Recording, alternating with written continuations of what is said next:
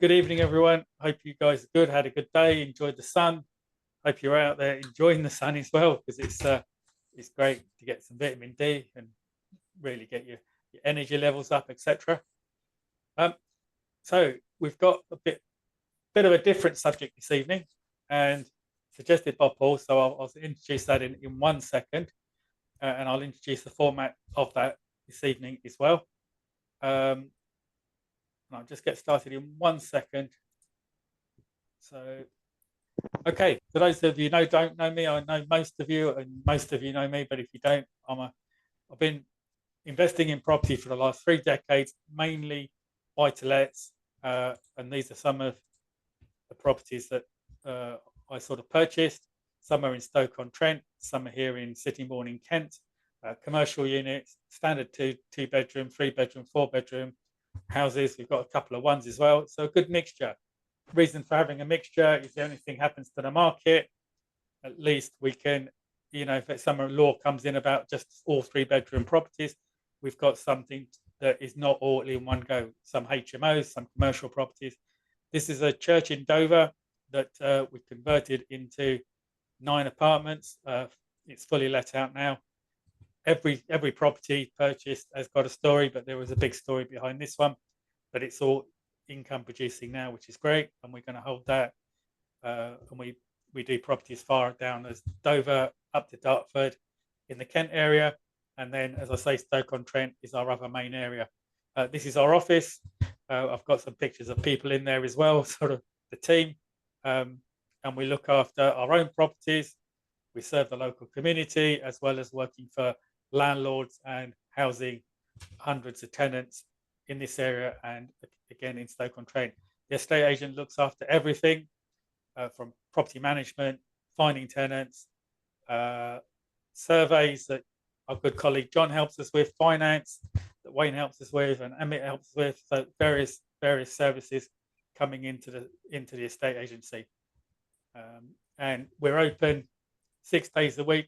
A lot of people are moving away from the estate agent high street model. We think it's a good opportunity to stay on the high street, and we continue to expand and make our branding better as much as we can. So this evening, I did not come up with this title, but I'll take full credit. But no, Paul came up with this title. We were talking this morning, 10 reasons why not to buy property at auction. That's actually the wrong way around, and my apologies, and I hope I've got it right on the other slides. But if not, I can change it. It's 10 reasons why not to buy property at auction. So let me just go through that. So yeah, there's an at missing there, but if you could just imagine the at being there, then we can change it. So don't worry about the slides, but it's the main message. So what's going to happen this evening, the format is I'm going to go slide by slide, go through some bits and pieces.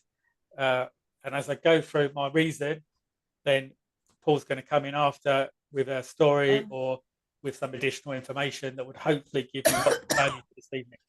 And if I could just ask yourself to mute yourself if you're not speaking, that would be amazing, just not to disturb anybody else that's listening in, etc. And I'd love to see your cameras on as well, because it's good to see people and it gives a lot of energy back. So let me get started straight away.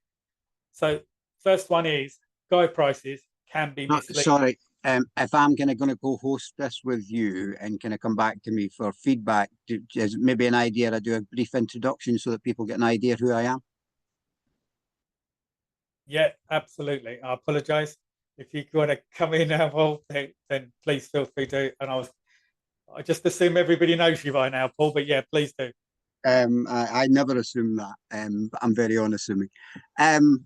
So name's Paul Merrick, as you can probably hear from the Scottish accent. Based up in Scotland, but I've done development across the UK. Have been in business for 45 years, believe it or not. And this is the point where you're all supposed to look at your screen and go, that can't be true. He looks way too young. So I've been in business for over 45 years, and I've been in property for 30 years as a developer of both residential and commercial property, and a landlord of residential and commercial property. In that time, we have built up a multi-million-pound debt-free portfolio of both commercial and residential properties. I am now kind of semi-retired, shall we say, and spend more of my time as a business consultant angel investor. I still do developments. We've got 3 kind of major developments that are going on at the moment that are kind of on my desk on a daily basis, one of which I was working on today. One is 180 flats in a 5 and 6 story, the site's about 4 acres, 5 acres with 180 flats on it. One is a large commercial development, which is 157,000 square feet of trade retail space with people like Juicing and Howdens and Plumline, etc. At the moment. Right. And the third one, probably I find the most interesting one, is a 50 megawatt battery energy storage facility that we're currently in the process of doing the development of. So that's a kind of brief overview about myself. When it comes to property auctions, I started my property career essentially trading properties, so not buying, refurbing and selling, but buying and selling. And we did quite a bit of that through auction. So I have been around, I went to my first property auction and started going to property auctions when I was 16, which is a couple of years ago now. And I've been both buying and selling properties in auction ever since. In fact, I think the last couple of large development sites that we sold in auction. So have been around auctions for a very, very long time, which is one of the reasons why me and Sunil come up with this. Back over to you, Sunil. Thank you. And yeah, apologies for that. And thank you for reintroducing yourself. So 10 reasons why not to buy property at auction. So first one is guide price can be misleading. And I'm sure Wayne will come in here as well regarding this, that auction companies will put a guide price in, advertise the guide prices in, and their main aim is to attract people into the auction room or online if it's an online auction, and this may not reflect the final selling price. And then the auctioneer then turns around and says, oh, didn't we do well? We priced it at this and we actually got this lot for all of these, overvalue on the auction day. And one of the other terms they really use is, oh, the auction room will decide, or when we put it into auction, they will decide. It means that they've guided it low so that it attracts a lot of people. And this causes issues for unknown purchasers, as I'll come on to in a bit, where you may have spent money, but you've got no chance of actually getting that property. Paul, over to you.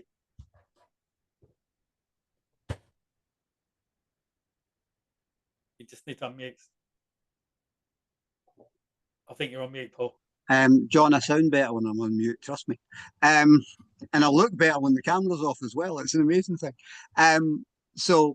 What you'll find is that people who are not used to auctions will go to the auctioneer and they want a really high guide price on the property because they're frightened it sells for much less than they would like for it. But you'll find that a lot of property traders or professional property people will deliberately put a very low sort of guide price, or reserve is the actual word.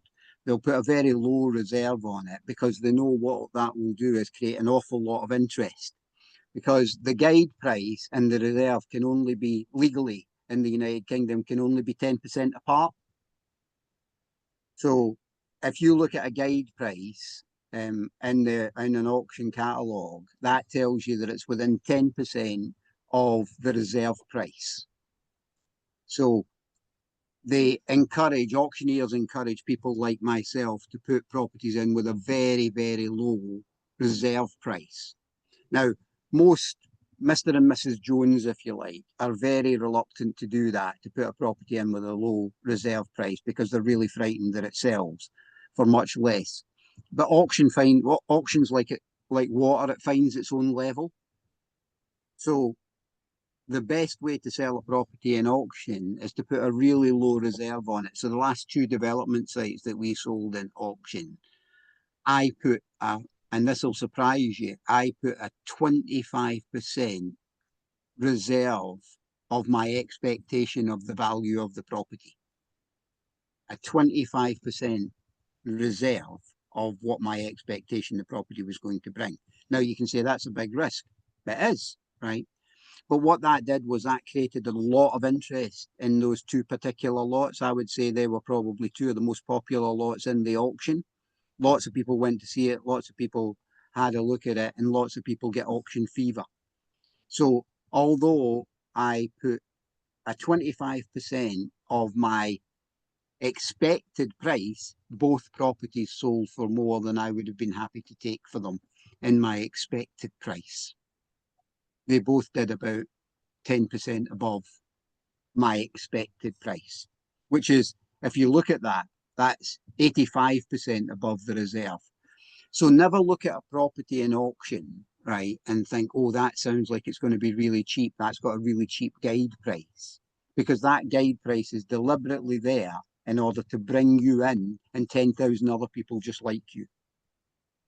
So unprofessional people will make the auctioneer put a really high reserve on it, i.e. a high guide price, but you can usually tell that if a property's in with a really low guide price, that's a professional property person or a trader that's put that into auction.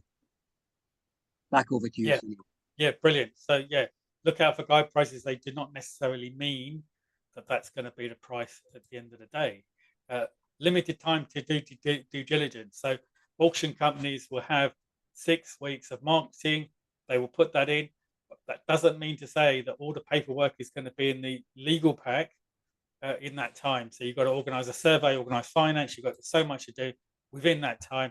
And due to the fast-paced nature of auctions, means there's insufficient time to thoroughly investigate a property. So be careful of that one. That due diligence needs to be done thoroughly before the auction, because once you've bid and you're successful, you have committed to purchase. Paul, over to you. There's an interesting caveat at the bottom of every auction law, which says this is a representation and should not be taken, right, as fact. That's the pictures, that's the description, that's a plan. Whatever's in that auction catalogue, right, is for advertising purposes only. You have not in any way, shape, or form to take that for granted. Now, there's a couple of auctions that I could mention, but I'd prefer not to, mainly for legal reasons, that that deliberately put very flattering pictures in of certain properties, and they'll take from a very particular angle. I've seen estate agents do the same thing, right? Or they will put misleading details up about the property, right? So one of the ones that you will see quite often is ideal for development subject to necessary consents, right? Now, if you combine ideal for development with all necessary consents with a very low guide price, that tells you that most of those properties have been put in by professional property people who are enticing you to buy it and have probably done their due diligence and know that you're not likely to get planning consent for it. So when I read a catalogue and it says ideal for development, I actually replace the word ideal for not ideal for development. So really, auctions are there to sell the product of the person they are selling for. They're not for you as a buyer in any way, shape, or form. So they will deliberately put not illegal information in, but misleading information in that makes that lot look better than it actually is. So when it comes to due diligence, and mark my words here, ignore the catalogue.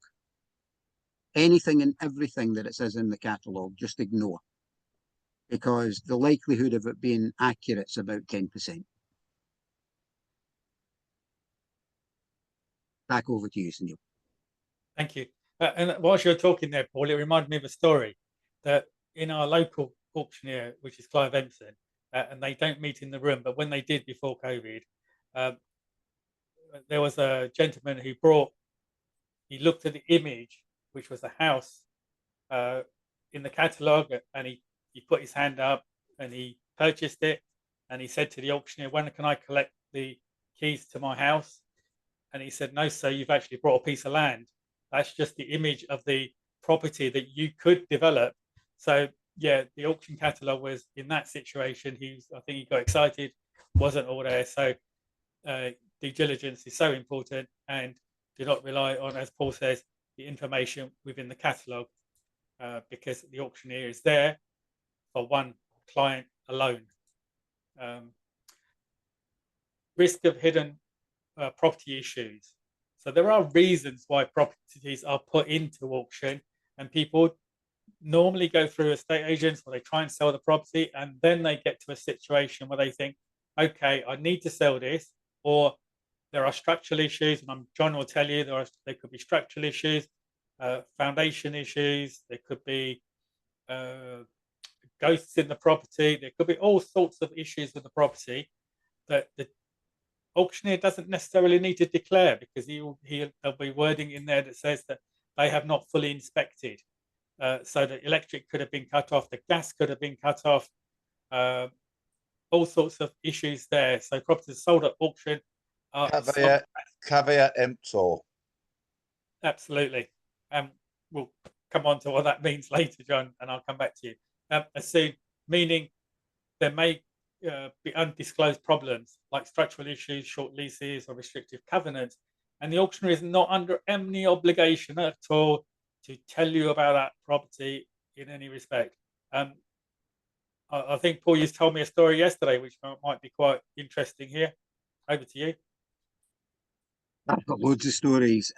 So the one that came to mind when you were speaking was one of the architects that we use and have been using for a number of years decided he wasn't an architect anymore. He was going to be a property developer. So off he went and bought a farm site, semi-rural farm site with farm buildings at auction. And he started the conversion of one of these farm buildings. And it turned out that underneath the edge of this farm building run one of the main drainage pipes, not just for the farm, but for the whole area. And what he had to do was he had to kind of take down the whole end wall of the farm building. He then had to dig up the drain. He then had to spend tens of thousands of pounds rerouting the drain, and then he had to rebuild the end of the farm building. And I said to him, I suspect for that very reason, that's why it was in auction rather than on the open market. Because on the open market, you would have had time to do due diligence about where things like drainage, water, electricity, etc., run through the site. But he got very excited at this auction, and he put his hand up and he bought this rundown farm, right, at what you would think was reasonable amount of money. And he was into that development for 3.5 years, because that was just one of the many problems that he came across with that farm, that had it have been on the open market and had he have had 3 months or 6 months or a period of time to do due diligence, he would have found most of these problems, because they were all findable. They were all kind of on either survey maps or they were kind of in the history of the site. But because it was under auction conditions, and because, and I say this, because it sounded cheap, and there's the warning words, it sounded cheap, he bought it. And my experience in auction is the sites that sound the cheapest are usually the most expensive, long term. Back to you. Great tip there, thank you. Well, great stories. So number 4, risk of overbidding. And yeah, been guilty of this one. There is a competitive nature, and there is one thing that property auctions are all based on, which is greed. Because you've got this seller wanting to get the best price, and you've got the buyer wanting to get the best, lowest price. So in that situation, you put that together, you've got a room full of, I suppose, for a better word, greedy people. Like, so there is a competitive nature at auction that easily can lead to emotional bidding. And I have seen this in London auctions where you get different cultures. You get Jewish people bidding against Chinese, and the Chinese bidding against English, and there is a rivalry that no, we will not be outbid on this one, and so there is a lot of bidding can happen. But the auctioneers are very, very, very clever, and even on the online auctions or in the room, because their situation or their job, their whole role is to get that momentum going and throwing bids and sort of saying, that person, and really, really try and get the atmosphere so that people feel lost, that they'll lose that property unless they bid, and they bid now, and it's very entertaining but very clever at the same time.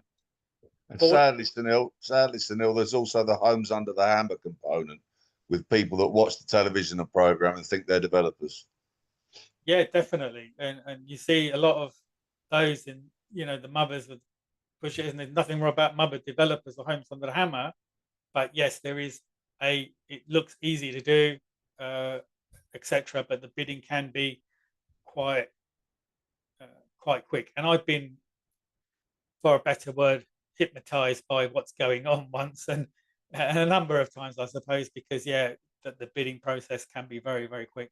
So over to you, Paul.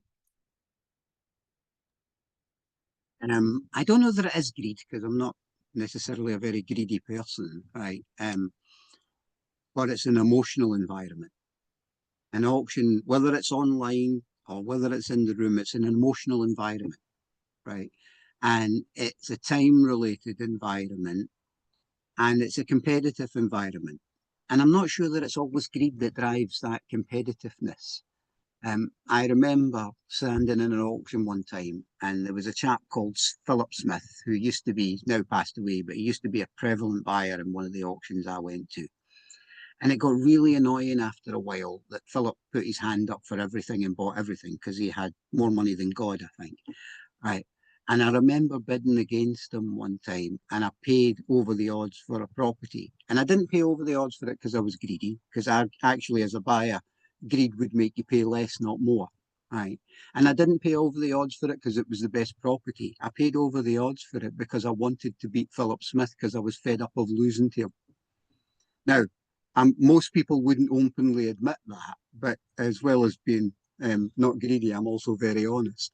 It just got really aggravating. I must have bid against this guy 10, 20 times when I was trading properties, and he always won. And I just got to the point one day, I thought, I am having this no matter what.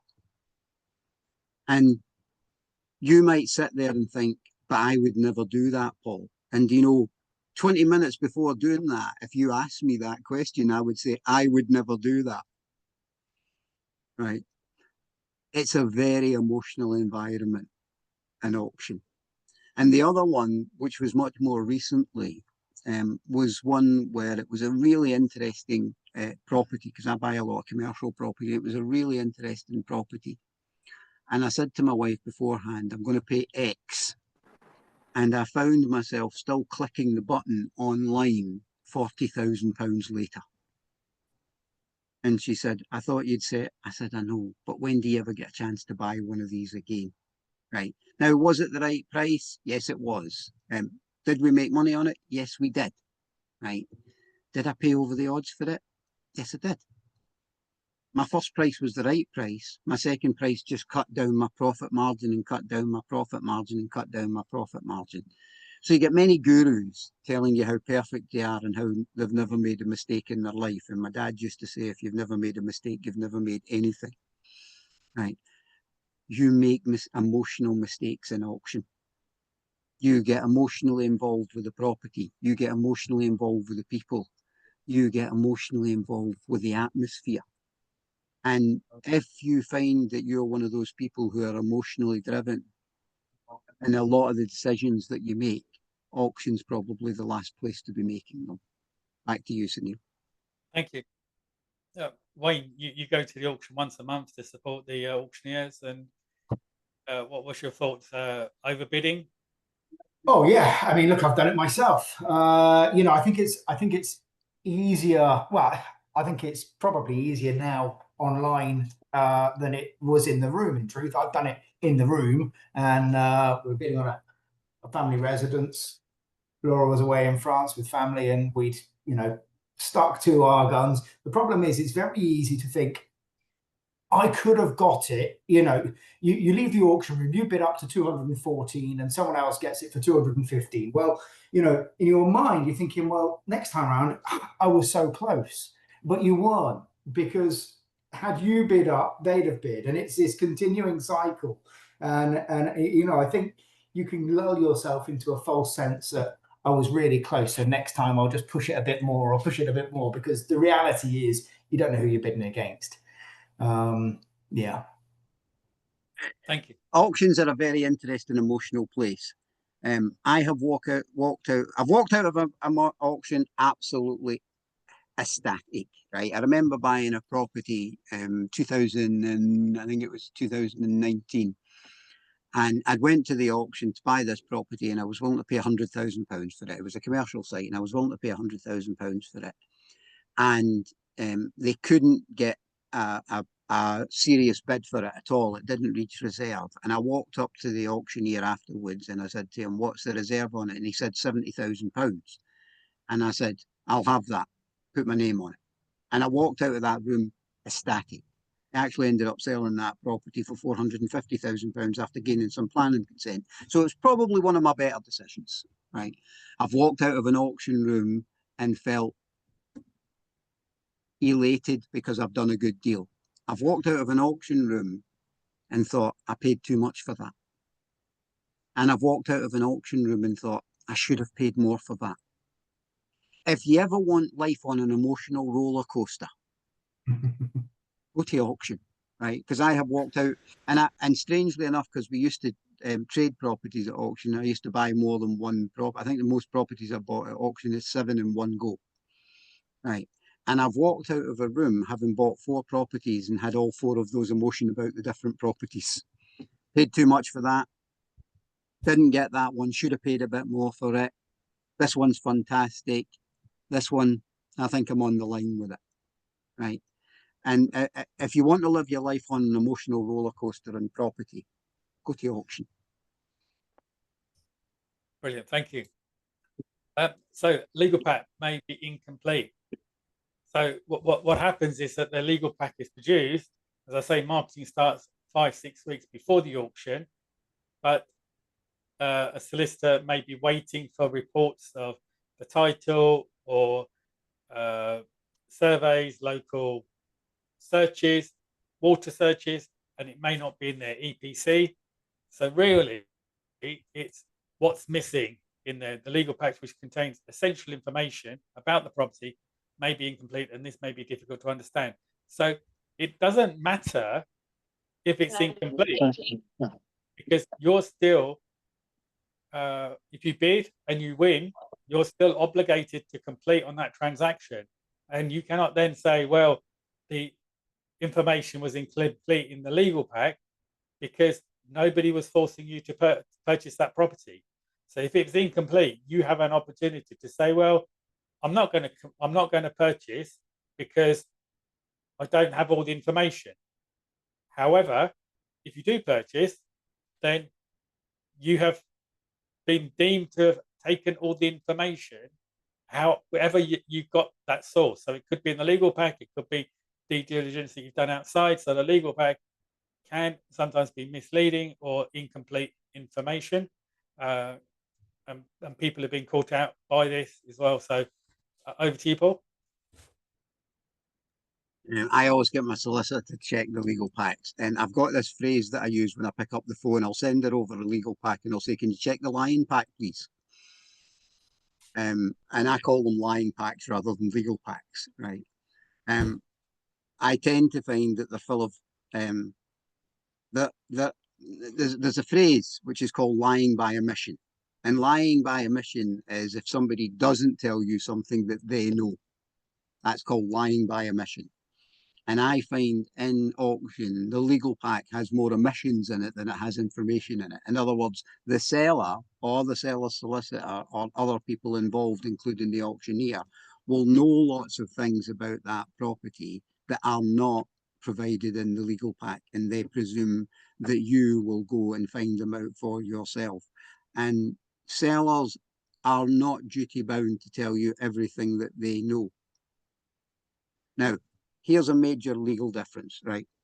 When you go and buy a property off the Mr. and Mrs. Jones, they sign a declaration to say that they have, to the best of their ability, told you everything they know about the property. I.e., you know, is there things like Japanese knotweed? Is there any subsidence? Are they aware of any of these things? Right. And that's part of the legal process. That doesn't happen in auction. Auction is buyer beware.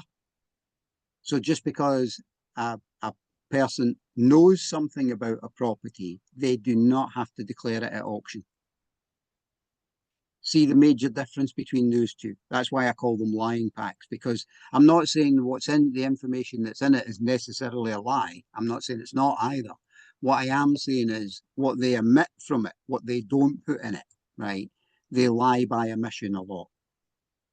The amount of times that I have found properties and I've found like a burden on the property. I remember looking at one many years ago when we were in the buy-to-let, and there was an outstanding amount of money to be paid to the factor that went with the property. It was about 2/3 the value of the property. That was not in the legal pack. I found that out by going to the factors and saying, do you have any outstanding amounts due on this property? And they said yes. And I said, are you chasing the owner of the property or are you chasing the property? And they said, according to the agreement, that bill, that debt travels with the property. Now, do you think the previous owner didn't know that? Because I think they did. Did they put it in the legal pack? No. Did the solicitor ask them about it? No, they didn't. So I call them the lying pack because they lie by omission. Back to you. Thank you. Yeah, I've never heard that, but I think that's a really good tip, and it makes absolute sense. I've I have a seen quick question, if that's okay. I don't know if you hear me. Do you hear me? yes. Yeah.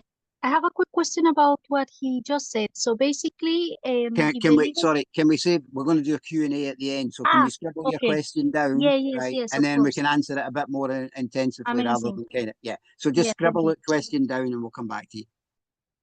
Sorry, Sunil, on you. No, thank you. Appreciate that. Yeah, so in the legal pack, it may say things like the new purchaser will pay the arrears of the tenant. So if they're purchasing a property with the tenant, will pay the tenant's arrears. But they may not say what the arrears are. So it could be, 1 month for arrears. It could be 1 year's arrears. So it may not be written in there. So then it's up to you to go and then re-ask that question. But I've seen legal packs with the wrong title deeds in there because somebody has just simply not put the right ones in there and the title number doesn't match. So yeah, it's looking out for all of those things. It's knowing all of those things as well. So no calling off period. So once that hammer drops, traditional properties, we do get people pull out of sales. After those surveys been done, various things have been done. And 1 in 3 sales in the UK do fall out of bed. Auctions, on the other hand, once the bid is accepted, the deal is legally binding, and you cannot look back without. You cannot sort of pull out without financial consequences. So when I first started, I in my excitement brought a property at auction here in Kent, and it was a little bit more in those days than I wanted to pay. And after the auction, I rang the auctioneer up. Wayne probably knows him, John Stuckey. Hi, John.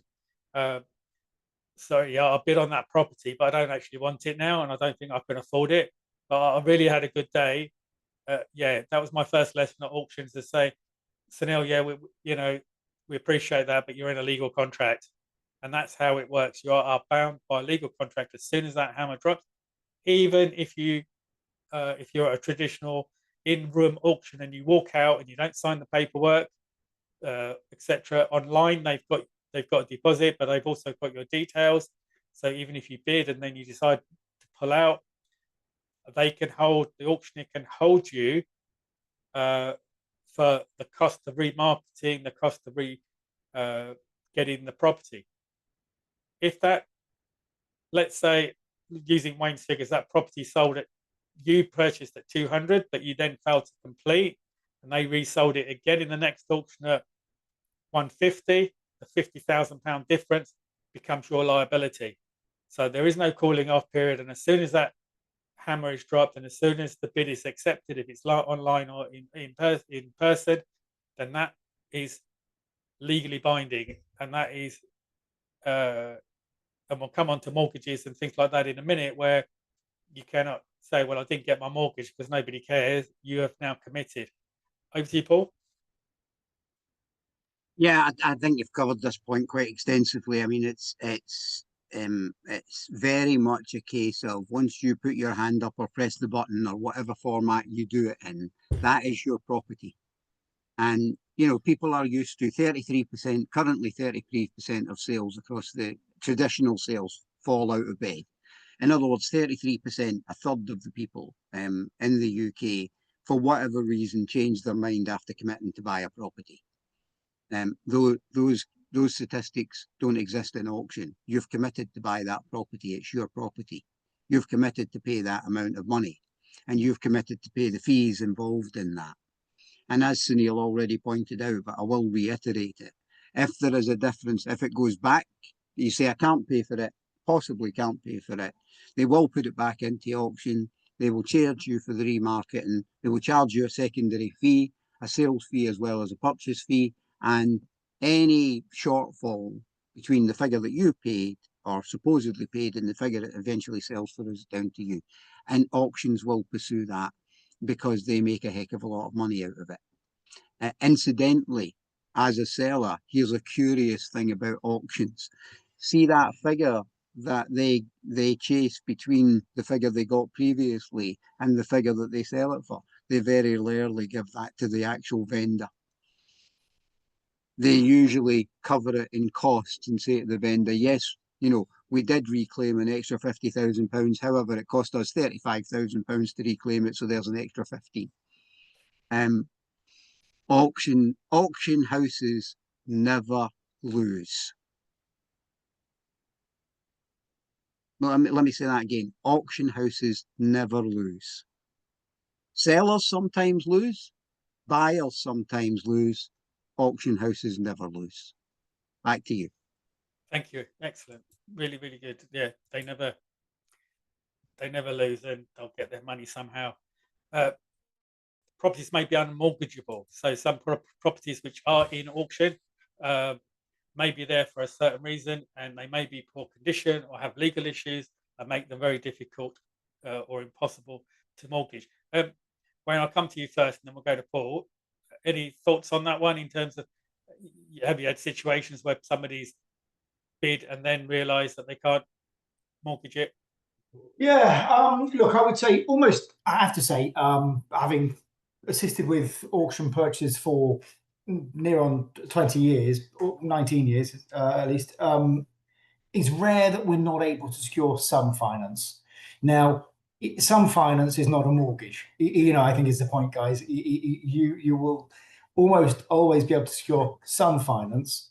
But as I say, at any point in time, it's a matter of cost, and it's about a matter of how much will a lender lend. And what you need to be going into this with is eyes wide open and knowing exactly what sort of finance is likely to be available to you, having your kind of A funding and B funding in place, lined up to a degree, before you go and bid on the property. I remember somebody coming to us at an auction. So the only person that we've not been able to assist, and genuinely hand on heart, the only person that we've never or not been able to assist, and I know that they lost their 10%. And by right, it's not my own stat because I didn't know them before they bid at the auction. It was a Midlands auction at Aston Villa Stadium. Came up to me, having bid, having the gavel gone down, they were legally bound to buy it, father and daughter. And the long and short is that, you know, no matter what their circumstances were, they bought a property, and their circumstances were already pretty difficult to fund. I think it's working for hours on a 0 hours contract.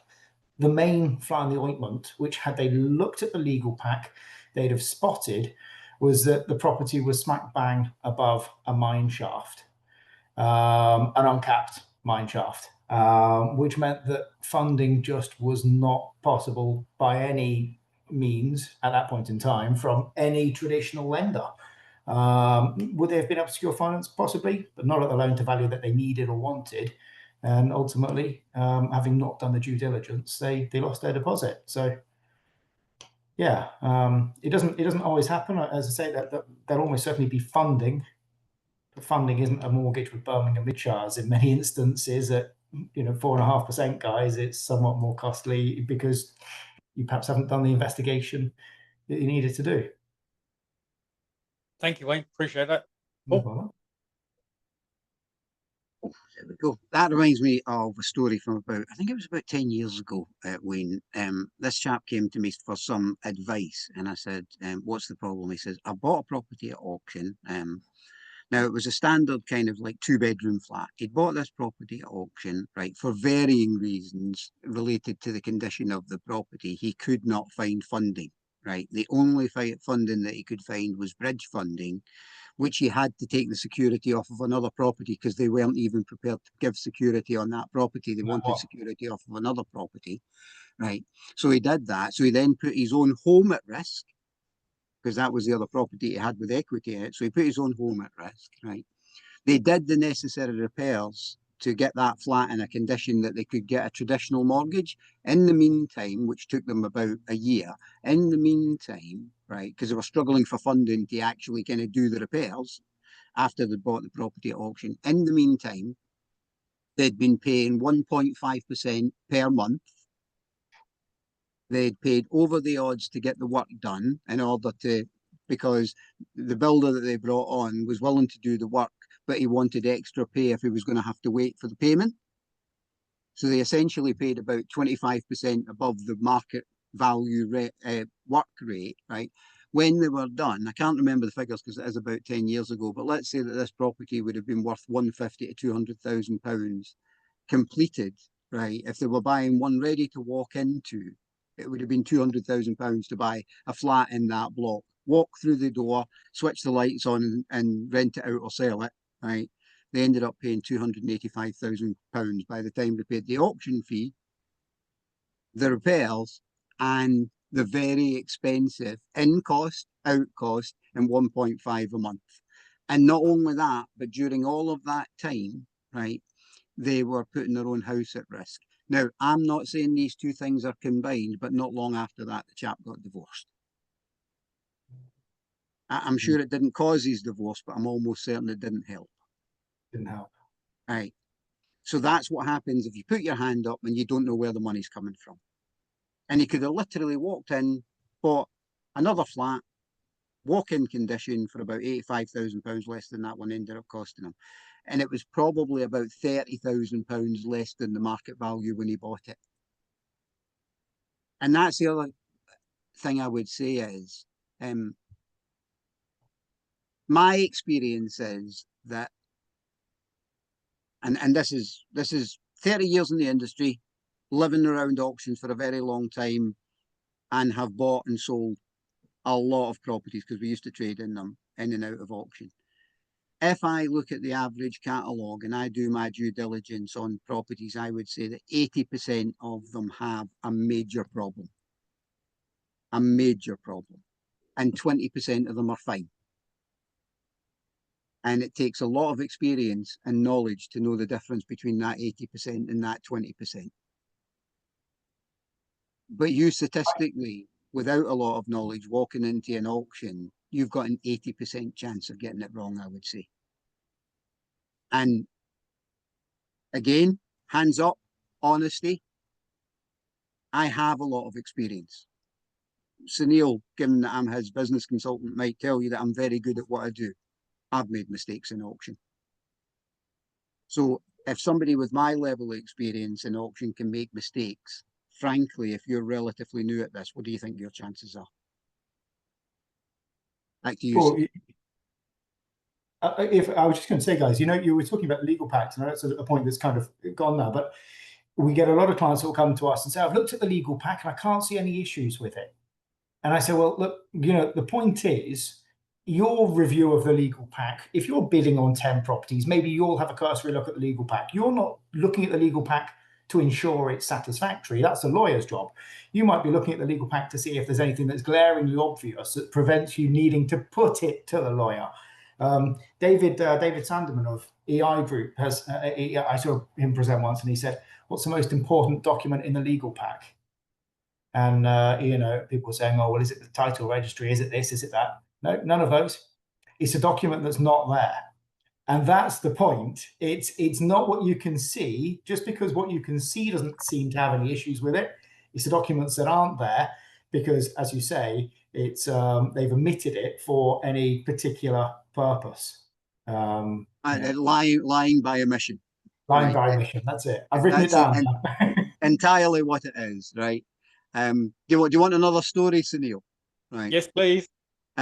So I got very friendly with auctioneers, and that's another point we might cover at the end as well. Does your face fit in auction? Does everybody that goes to an auction and everybody that deals with auctions, is everybody equal? Do you think everybody should be equal? Because having done this for 30 years, I can assure you they're not. Right. And I'll tell you a story. I went to an auction and I had about 5 or 6 properties I was looking at. And one of the things that we own in our portfolio is residential caravan parks. Quite unusual, but we have quite an unusual portfolio. And I'd kind of noticed that there was this site with planning permission for a caravan park in the auction, but I'd never really taken any notice of it. It was, you know, it was a good 2 hours away from me. I thought it was going to do a lot of money. I just wasn't that interested in it. Anyway, I was in auction, and this combines a couple of stories. This combines emotions as well. I'd never got probably 3 or 4 of the properties that I was hoping to get and that I'd done all my due diligence on. And this one came up. And I thought, that sounds cheap. And it was about 6 acres of land with planning consent for a caravan park. And just to give you an indication, we've got a caravan park at the moment we've recently had valued at £1.2 million. And this was selling for £85,000. And I thought, and when it wasn't a caravan park yet, ours is a caravan park. This one wasn't. It was just a site with planning consent. But I thought, it must be worth £85,000. So I put my hand up and I bid £85,000 and I was the winning bid. And I knew the auctioneer quite well because I bought a lot of stuff off of him and sold them. And he said, "Have you been to see that, Paul?" And I said, "No." He said, "Look, I'm not going to put your name on it just yet. I'd like you to go and see it." So off I trots, my whatever it was, you know, nearly 200 miles away. And I looks at it and it's a beautiful big field, beautiful hills running down to it, beautiful water running beside it. And I'm looking and I'm thinking, this doesn't look that bad. And then I looked up the hill and there was a house and there was 5 steps going up to the house. Now this house is at the top of the hill.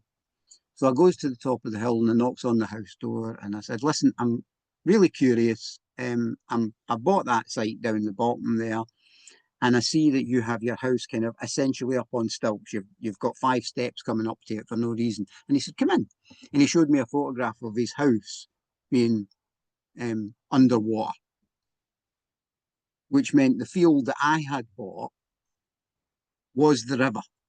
His house was underwater, my field was the river. And I said, "How often does it do that?" He said, "Oh, about every 4 or 5 years." And I went, "Oh, I understand why it was so cheap."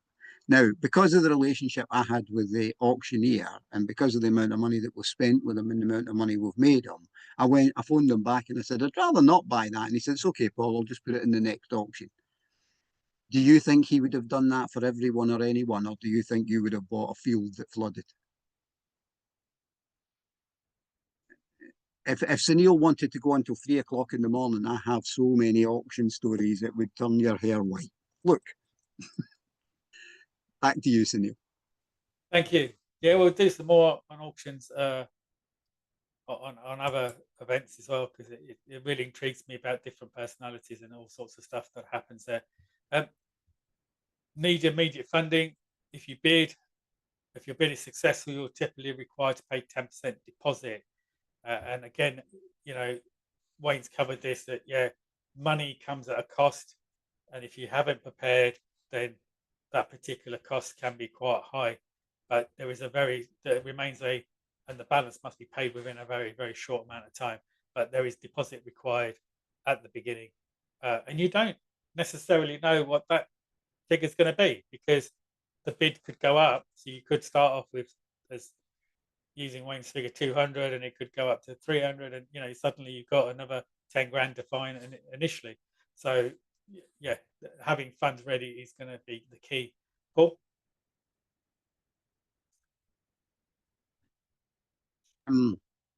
Yeah, I mean, this is an obvious one. There isn't much to say other than you need money. It's usually 10%. Different auctions have different amounts of money. They usually charge you their fees instantly as well. So it's 10% plus their fees. So if you're looking at a property, you need to be able to, transfer funds that day, or be able to, in some way, shape or form, pay them that day.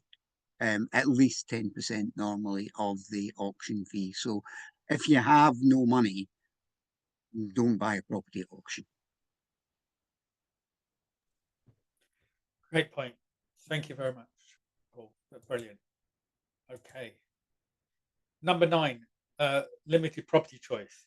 So certain properties over there, auctions typically offer a smaller amount of selection compared to the overall market. So again, it may limit what you're looking for, and when you take everything else into consideration as well. So this means that there are fewer options to choose from.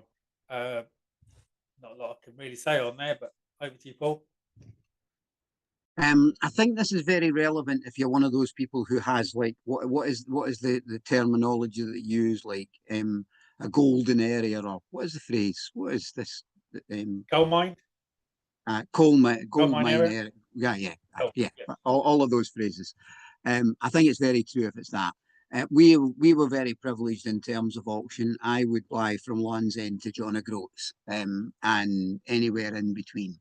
But if you are focused in a particular area, as a lot of people tend to do, and we can maybe have a conversation about that a different night, whether that's the right or wrong thing to do. Obviously, I have a biased view because I think it's the wrong thing to do. But if you are focused in a particular area, you could wait a very long time for properties coming up at auction. And when they did come up, you might spend, a long time waiting for them to discover actually that you didn't manage to buy it. Back to you. Thank you, Paul. Yeah, I don't know where it fits into this slide. I don't know if we're keeping Cam awake. I'm not sure whereabouts. Apparently, he didn't look up, so we're not keeping him awake at all. He must have had a busy day at auction. Yeah, I'm not sure where in the slides, but I should mention this. But I brought a property next door, which is next door to our office, and that was one of the reasons that it was next door. It used to be an estate agent who's gone, and partly it was a prevention for letting somebody else come in, although people can work from home and various things. But we wanted to, it's on our doorstep. But everything was great. We purchased the auction, blah, blah, blah, blah. The tenant, who was the estate agent, walked out, leaving 30 plus years of files, all his rubbish and everything else. And I went back to the owner. I went back to the agent next door. He was, moved, and said, "Oh, by the way, all your files need to go, and they need to be done correctly." But in the end, we ended up removing the files because we couldn't leave and all the stuff that's in the property. We will invoice, but these things do happen, that people will leave their stuff thinking that it's okay for somebody else. So in a traditional purchase, completion doesn't happen until the day of completion. So if they've not moved out, then that can be avoided. But in an auction situation, you're already bound.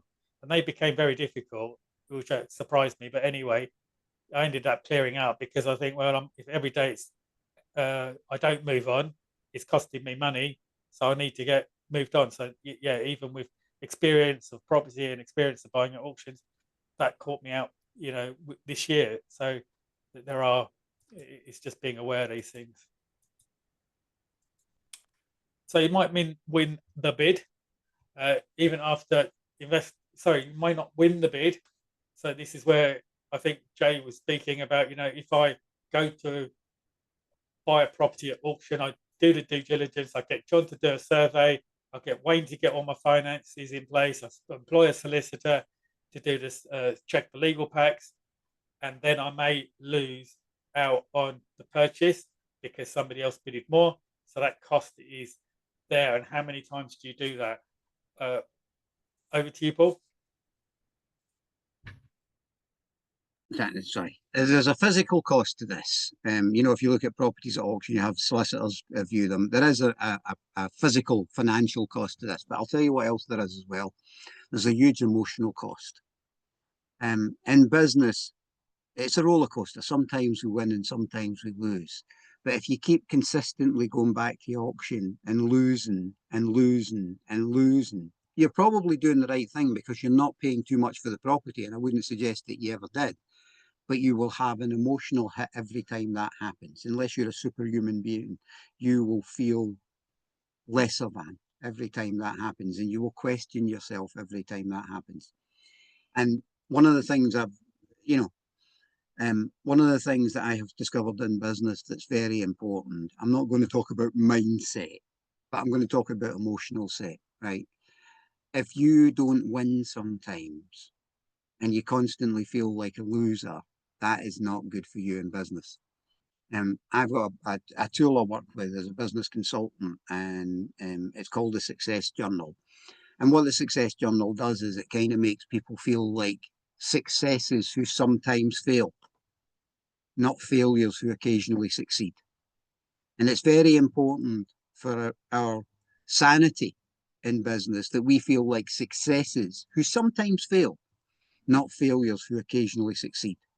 And auction can be one of the best places if you want to ruin that emotional set of feeling like a success who sometimes fails, because it can make you feel like a failure who never succeeds. So this, you might not win the bid. This has a much bigger emotional impact on people than they ever think it would have. And one of the things you need in business is you need, whether you're a finance broker, whether you're an estate agent, whether you're a property developer, you need more wins than you have losers. Because if you had more losers than you had wins, you would just wake up every day feeling like a failure who occasionally succeeds. Whereas what we need to feel like in business is a success who occasionally fails. Back to you, Sunil. Yeah, Paul, thank you, because I think that's a very valid point in terms of I was looking at the financial cost or the cost of, the time, etc. But the emotional cost is probably much greater in there, and you can get the money back on a time. In some respects, the time you can employ people, but it's how you feel in life over a period of time. And yeah, very, very valid point in terms of the emotional as well. So we are going to go to the last little bit. John mentioned this earlier on. Captor, mTOR. John, did you want to come in? I'll let you. Well, in fact, that the term's already been used in English by both Paul and Wayne. It's basically it's Latin for let the buyer beware, and that's where the term, when solicitor, whenever you get survey reports, not mine, of course, but they're full of caveats, reasons why you couldn't inspect something, and therefore you're not able to report on it. And as I personally, I try to avoid those sort of things as much as I can. But that's caveat emptor, or let the buyer beware.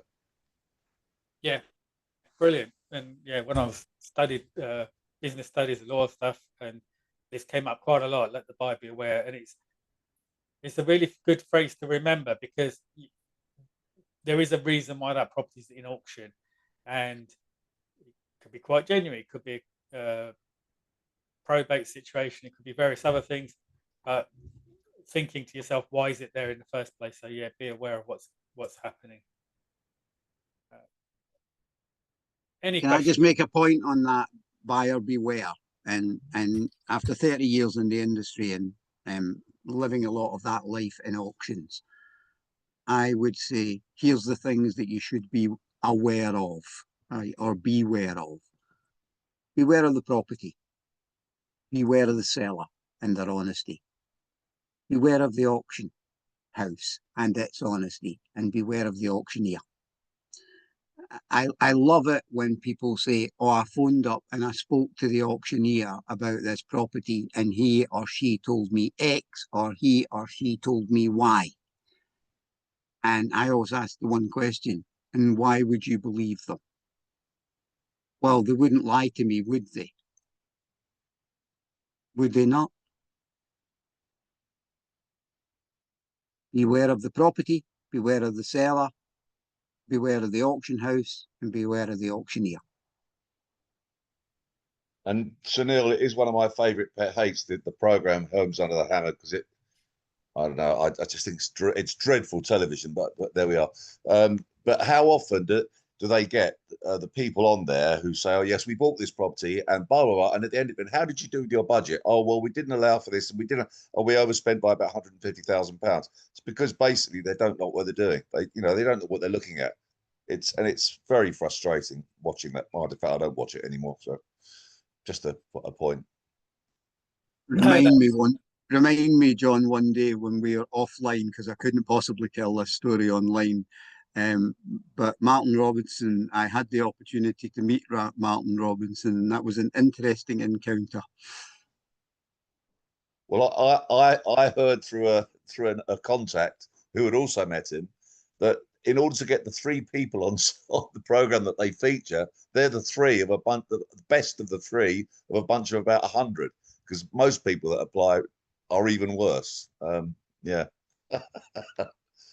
Anyway, that's television for you. Yeah, never confuse it with reality. Okay, that's there's a lots of great value in there, sort of, and Paul and I have not rehearsed this. Topic came up this morning, and I've gone through some stuff, and I've just we agreed, I think about 5 or 10 minutes before, okay, how are we going to do this? Let me go through my slides, and then Paul will come in with bits. So, and Wayne's come in. So yeah, Paul, I really appreciate that, and I hope you guys got some value. We do have a few minutes of questions. If anybody's got any questions on this, then please feel free to unmute, because that's going to be the easiest thing at the moment. So I think somebody had a question earlier. Sunil, can I? Go on, sorry. Apologies, carry on, my apologies. I just have a quick question, especially for Paul, I think. Thank you so much for the talk. It was really insightful. I just have a question for Paul, because I can see that you have several years in properties with experience and stuff, and you have been talking that buying an auction property has more difficulties than it seems. So, for example, I'm interested in starting being in the market, and I have the finances that now I don't have. In the future, do you recommend to start buying a property that is not in auction and then being able to rent it out to people instead of paying for an auction property that it might be in the 80% of having difficulties or things like that? You know what I mean? Sorry, how many years did you say I had in property? 30, you said, no? Yeah, 30. 30, yes. I thought you said 7. I thought I just got a lot younger. I was really impressed how young I was looking there. No. So, yeah, I kind of, people say that I don't encourage people into the property industry because I don't tell big stories about how easy it is and how many millions you can make. I'm the person who says, look, this is a difficult job and it's a high risk job. So if you're going out and you're buying a property, this is what I would say to you, right? If you're going out and buying a property through somebody like Sunil, an estate agent, and you're using solicitors and you have a long period of time to do your due diligence, right? Yeah. The chances of you getting that wrong are about 25%, I would say. There's a 75% chance of you getting it right and a 25% chance of you getting it wrong. If you're willing to do your due diligence and you're willing to use professionals and you're willing to use good solicitors and you're willing to get some good advice from people like John, surveyors, there's a 75% chance you will get that right. I would say that those statistics turn exactly round if you go to auction. I would say there's a 75% chance of you getting it wrong. if you go And to. so why people prefer sometimes auctions? Because I thought auctions are cheaper, but obviously they are trickier. So why would you go to buy auction properties if they have so many problems? You know what I mean? And you end up paying more. Two reasons, right? Yeah. Sunil touched on it at the very beginning, right? Greed and ignorance. Greed and ignorance, right? So what happens is you look at properties in the open market and you say, look, this property would be £200,000 in the open market. Look at this one with a reserve of 110 in auction. And then you look at that, right? And you see the auction results from a thing called EIG, right? And you see what it actually sold for, and you see it sold for £150,000, and you think that was still a very cheap property. Okay. Because there's a £50,000 gap between what you've seen it sold for at auction, right, and what you could buy one on the open market for. What that auction price doesn't tell you is what the auctioneer's fees were, right? Yeah. So you've probably got another £5,000 or £6,000 to add to that. So that takes that profit margin or potential profit margin down to £45,000. And then 80% of the properties, this is my estimate, 30 years in the job, so I might know what I'm talking about, right? 80% of the properties have an issue that other property that's £200,000 doesn't have. So that might be a legal issue. It might be a structural issue, right? It might be a sitting tenant issue, right? It might be some issues with the property that haven't been disclosed in the legal pack, right? In terms of liabilities that come with the property. You know, sometimes it will be if it's been rented out and the rent hasn't been paid, then there's a liability. So part of that £45,000 is taken up by that, right? Okay. And what you can end up doing is you can end up buying a property maybe £10,000 less than you would have bought one ready to move into. Now, then you take the finance cost, because most people are doing this with finance. You take the finance cost of sorting that property out, dealing with those legal issues, dealing with whatever before you can actually put a tenant, if you're going to rent it out, put a tenant in it or resell it. That finance will probably exceed that £10,000. And what I see many, many times is a property that was 150 in auction with a quote open market value of 200. By the time people get it to that 200 value, it's actually 210 or 215. Now, there are about 20% of properties. I put properties into auction, right? And you say, well, why do you put properties into auction, Paul? Are they bad properties? No, it's a very simple way of creating a lot of interest in a property, right? And if you do that, then it's fine, right? And we do it. We'll throw properties in auction and we'll create a lot of interest, and that interest will create a good value. It's also a very clean sales, right? Purchase. But I would say if you're relatively new in property, right? I never want to tell somebody not to do something because that's very negative. But I wouldn't say property is the first place you buy. I would say you maybe get 5, 6, 7 years experience underneath your belt, right? And then you buy in auction, or you find some assistance with somebody that's got those years underneath their belt and you get some help from them. I am very reluctant for somebody relatively new in property to walk into an auction house or to sit online and press a button, because there are so many pitfalls. Honestly, I mean, we're trying to do this in an hour and a half. And I wasn't joking earlier on when I could tell 30 years of being around property auctions. I could tell you 100 stories of people who have lost money in auction. So statistically, I would say if you're buying on the open market with the aid of a good surveyor, with the aid of a good agent, with the aid of a good solicitor, you're probably going to get it 75% of the time, you're going to get it right. Perfect. I would say if you buy an auction as somebody new to auction, 75% of the time you're going to get it wrong. And that's a big risk if you only have one pot of money. Perfect. Thank you so much. Okay. Thank you, Paul. Appreciate that. Wayne, were you going to come in on something else before? I was just going to say about the auction addendum, and I think it's useful for people to know the point is I know Paul mentioned, and rightly so, kind of disregard anything that's printed in the auction catalogue, and it's quite true, because the point is not that they would ever profess that they're going into it and leading up the garden path, but it can be the scenario. I don't think the auctioneer will go into it as a willing participant, but they're only publishing or printing the information that they're provided with. And sometimes you'll go in and say the property sold with vacant possession. And on the day of the auction, guys, you certainly in the physical auctions, you go in, you register in, they'd hand you an auction addendum.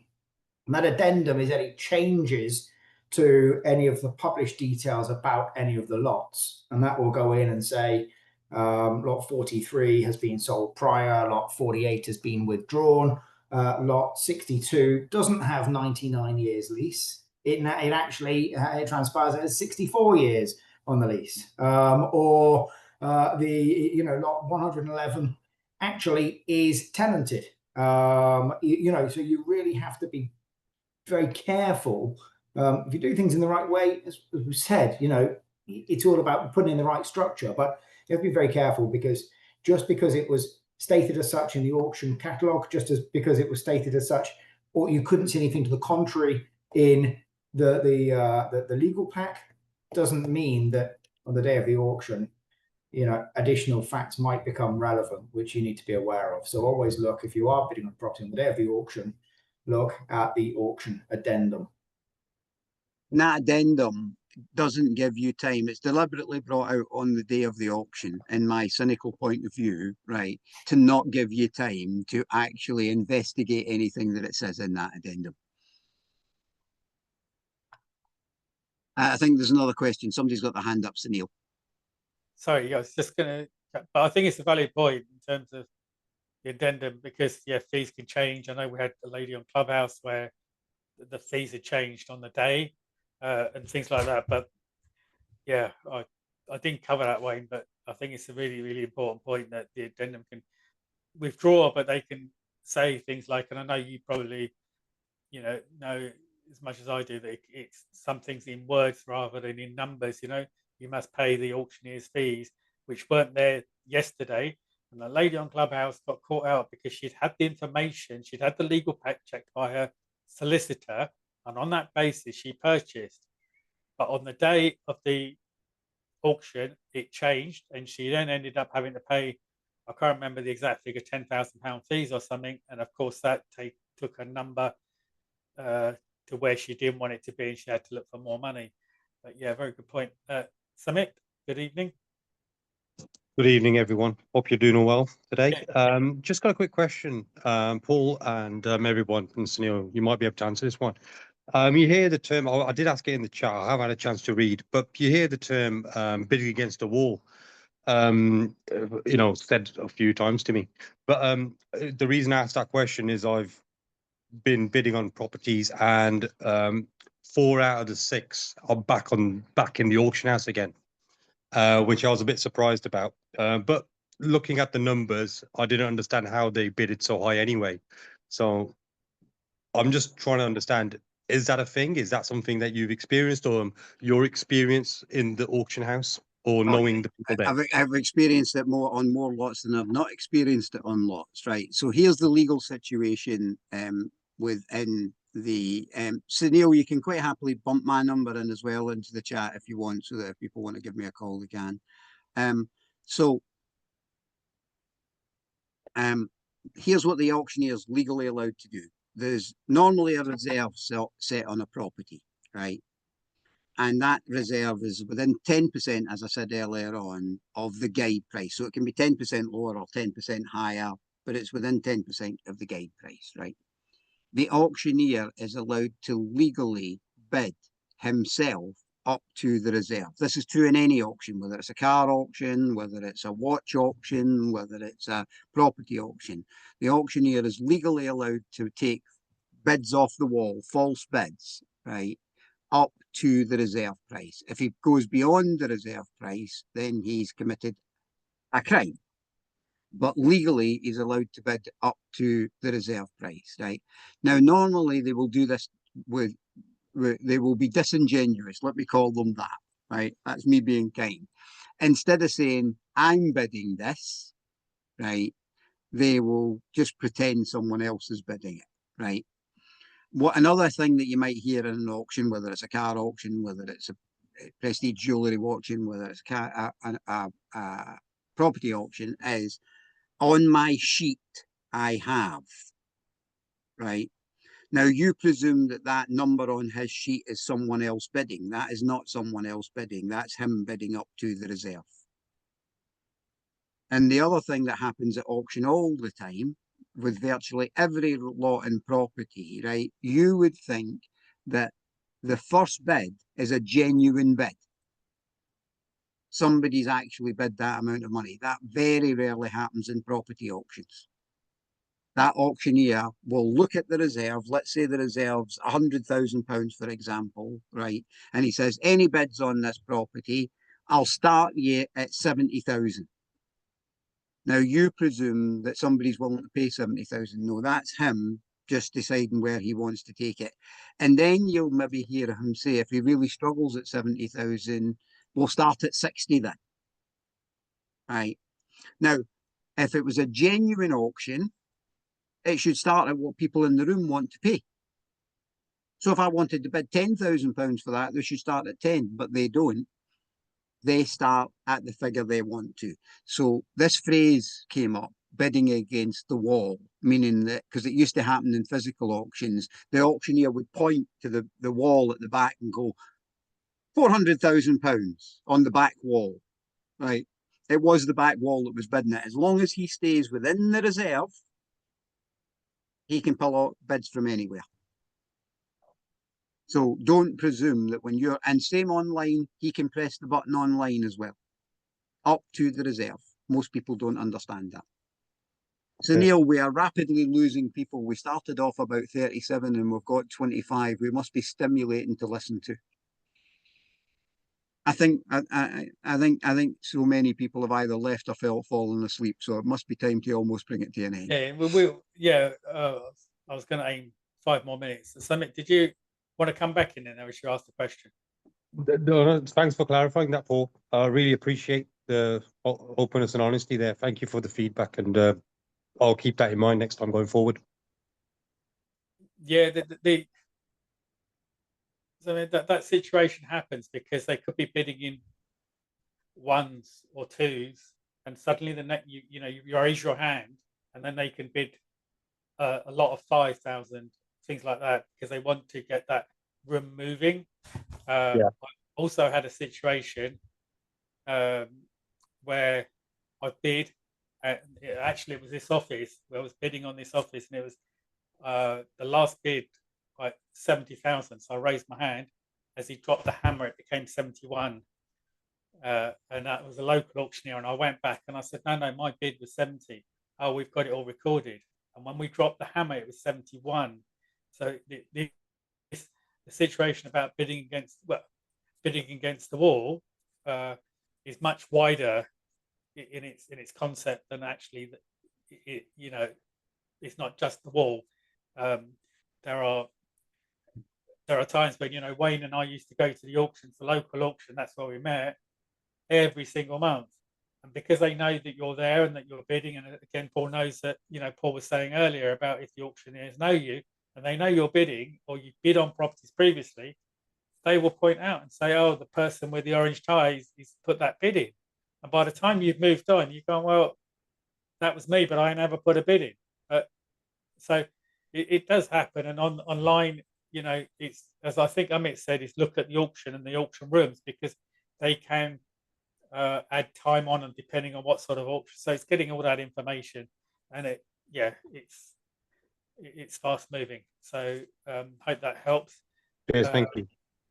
No, another thing you'll find as well, I see that Ashar's got his hand up, but another thing you'll find as well is that regulars at the auction will work hand in hand. I'm not saying I've ever done this, I wouldn't dare, but regulars at the auction will work hand in hand with the auctioneers, right? And they'll have it, a regular will know that it's 10% either side of the guide price, that's where the reserve is, right? So quite often as a regular, you'll help the auctioneers out and you'll bid for properties you're not interested in, just so that other people in the room can see you bid, and then that gets you in good stead with the auctioneer. So let's say you look at something that's got a reserve on it of 100, a guide price of 100,000, and you think, right, okay, the reserve's probably about 90 on that, right? Or it's 80. I'll start it off at 50. It gets the auctioneer going. People see me bidding, and then they get excited, right? And the auctioneers really appreciate that. This is what I mean about auction rooms are not for the inexperienced. Yeah. Sorry, go on. I was just going to hand over to Ashard to see what his Yeah. question was. So I think just before I go to Ashad on that note, yeah, the auctioneer is, like Paul's saying, you know, they start the bidding off, but it's also done because other people in this room can see that you're a serious buyer because you're bidding on a lot of property, you're bidding on a lot of lots, but you may not be purchasing anything, but they actually, so its positioning is very good.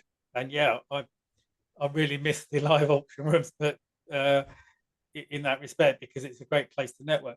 Ashad, good evening. Good morning, I was going to say, but good evening.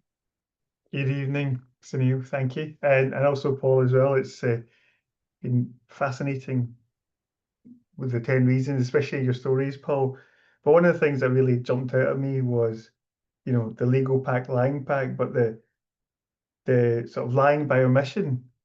That's really frightening because you have to become almost like a detective to figure out all the things that are not there. You know, it's one thing, the known knowns, but it's the unknown unknowns. That almost sounds like it's unlimited liability there for you because you don't know what isn't there. Is that right? Yeah, somebody quoted David Sandeman. I know David quite well. EIG is a great website. I remember being I think I was one of the first 6 people to join that way. that's how old I am indeed, right? And David is a lovely guy. And Mary Sandeman, who's his sister, is a lovely person as well. And I think somebody quoted him earlier on, and he said the document you worry most about in a legal pack is the one that's not there. And that's entirely what it is. It's lying by omission. And that doesn't mean that people don't know. It just means they haven't put it in the particular property, right? I remember looking at a property once in an auction, and there was no mention of a TP, a tree preservation order, right? And the property was fairly covered in trees, right? And there was no mention of a tree preservation order. So I went and I found that there was a tree preservation order on just about every tree on the site. Now that took a site from a market value as a developer of site that you could develop from about £150,000 to, I think I ended up paying 15 for it. Right. And we then bought the adjacent, why I paid 15 for it is we then bought the adjacent house when it came up for sale, right? And we managed to put the two together and make a much bigger plot and a much more interesting site. That took about 5 years, by the way, for the house next door to come up for sale, right? But at £15,000, I didn't care. But can you imagine the average new developer, right, looking at that pack, not seeing anything about tree preservation orders? Now, I think a vast majority of people, and you might be one of them if you admit the truth, who if you didn't see anything about tree preservation orders, you would assume there was no tree preservation order. Can you imagine the level of mistake somebody could have made on that site? That's what, £135,000 just there? Yes. Because that site without a tree preservation order would have been 150 grand all day long as a development site. What it turned out to be was a good site to buy to add grounds to the adjacent house when the adjacent house came up, right? Which most people are not going to do because they don't play as long a games as I play, right? But just imagine if you looked at that and said, well, there's nothing in the legal pack about a tree preservation order, so therefore I presume there's no TPs on it. And that's just one thing you've pointed out. That's not in there. Jeez. Yes, that's just one thing. Thank you. Brilliant. Thank you. Thank you for your questions this evening. Thank you, Paul, for everything that you've shared with us.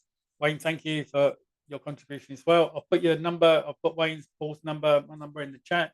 If you need anything, please get in contact. But yeah, Paul, thank you again. And we'll see you very soon, everybody. We are here if you need anything. So have a great evening and we'll catch up very soon. See you tomorrow, Sunil. Yeah. See you tomorrow, Cheers, John. guys. Thank you. Thank you so much, guys. Cheers, good evening. Thanks. Bye. Bye. Thank you. Bye. Bye-bye. Bye-bye.